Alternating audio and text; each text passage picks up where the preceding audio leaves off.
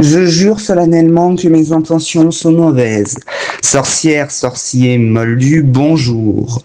Aujourd'hui, nous allons classer certains membres de l'ordre du Phénix, donc les plus notables bien évidemment. Et comme pour le classement de fin juillet, je me suis basé sur un tableau que j'ai moi-même créé. Le voici, et si vous voulez vous-même faire votre classement, envoyez-moi un mail à l'adresse en description de la vidéo et de la chaîne. Puis je vous enverrai bien évidemment le tableau.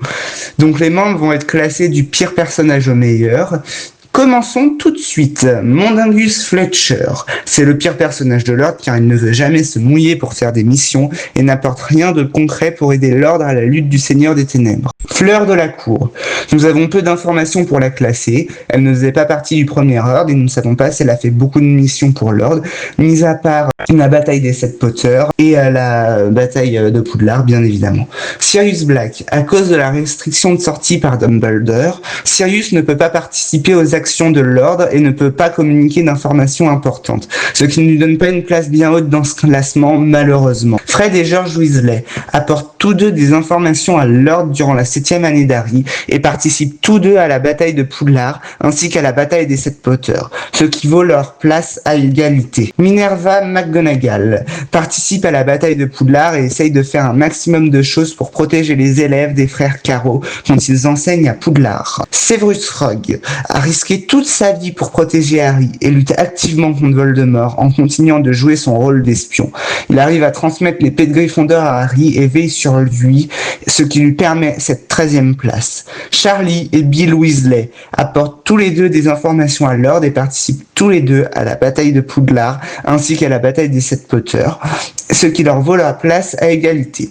Ron Weasley, comme Harry et Hermione, il va risquer sa vie en cherchant les Horcruxes. Mais vu qu'il les abandonne à un moment, il ne peut pas être au même niveau que Harry ou Hermione, mais il lutte activement contre Voldemort et essaye d'avoir des informations pour faire avancer la recherche. Quant à Hermione, en ne se sacrifiant pas comme Harry l'a fait, elle ne peut donc pas être au-dessus de Harry, mais elle est au-dessus de Ron car elle ne fuit pas comme lui. Bien évidemment, on passe à Harry Potter. Étant donné qu'il est le premier concerné par les actions de Voldemort, il se glisse au-dessus de ses deux amis. Mais comme eux ne faisaient ni partie du premier ordre du Phénix et n'entrant activement dans l'ordre que plus tard, il est moins haut que certains autres membres de l'ordre.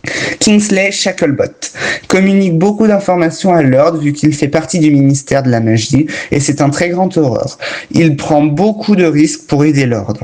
Quant à Tonks, même si elle est maladroite, elle fait beaucoup de missions pour l'ordre en aidant activement et en transmettant des informations à l'ordre. Rubeus Hagrid, lui, fait des missions très dangereuses pour l'ordre. Par exemple, c'est quand il va essayer d'aller rallier les géants à la lutte contre Voldemort.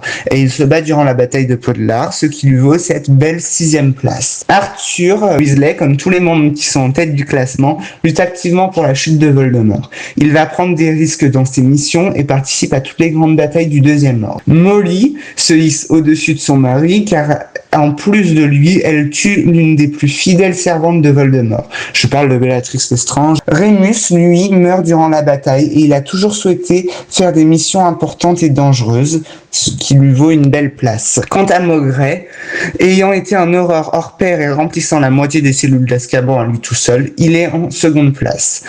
En première place, nous avons Albus Dumbledore. Étant le créateur des 2 ordres du Phénix, ayant découvert les Horcruxes et mené ses troupes en combat, il est naturellement le premier de ce classement. C'est aussi l'un des plus grands sorciers de son époque. Cette vidéo étant terminée, je vous dis à fin août pour la prochaine vidéo. J'espère que celle-ci vous a plu et si c'est le cas, n'hésitez pas à liker, commenter et surtout abonnez-vous en activant la cloche de notification pour ne rater aucune prochaine de nos vidéos. Méfait accompli.